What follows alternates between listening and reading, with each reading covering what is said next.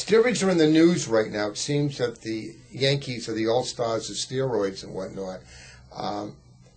First of all, taking steroids, there's a certain type, and what does it do to the body that they can actually be a better baseball, football, basketball player? Why would they do it in the first place? I think it's important to remember that steroids are simply molecules that have 4 carbon rings associated with them. That's a way of looking at a molecule from an atomic level. So anything that has 4 carbon rings will make up a steroid, but steroids have a multitude of different actions in the body, each one very, very specific. Not all steroids cause bodybuilding, and not all steroids cause inflammation to go away. We're very familiar with the use of steroids for both of those reasons.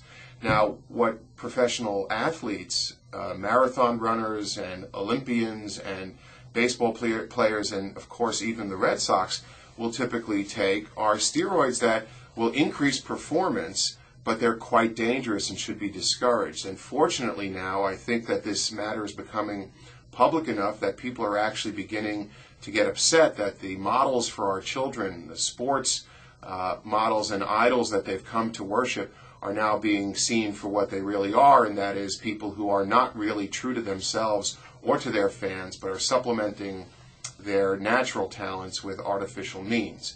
That being said, one should not be concerned that taking a steroid, for example, asthma, is going to cause any bodybuilding or any other changes that those steroids are not intended to cause.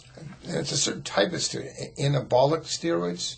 Yes, and so steroids, as mentioned before, can be changed. Their activities can be changed by how they're modified. So on those 4 carbon chains, if you put a certain group on one end or the other, it changes dramatically the effects of those steroids. And anabolic steroids are steroids that build muscle and increase performance. And those have very, very, very little use in pediatrics or in the adult population, except in people, for example, who are wasting away, like if they have AIDS or HIV. Then anabolic steroids are useful, or people who've had chronic illnesses and have lost a lot of muscle. But for professional athletes, for kids in school, for example, high school wrestling or high school competitive sports or even college, those medications should be absolutely avoided because of the risk of significant and severe side effects. What kind of side effects can they get long-term from it?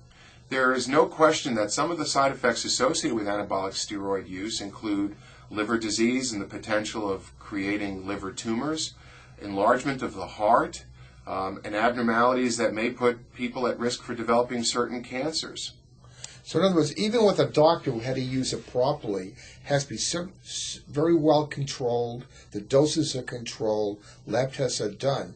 But if you get it from the corner, physiotherapists, whoever's going to give it to you, the doses could be too high, too little, too much. It's not even controlled. So you have a greater risk of getting side effects and maybe life-threatening illnesses. Is that true?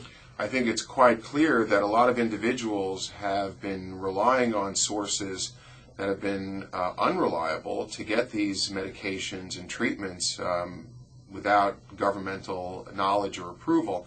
And I would urge any child or parent considering the use of these medications to absolutely avoid them because of the risks associated.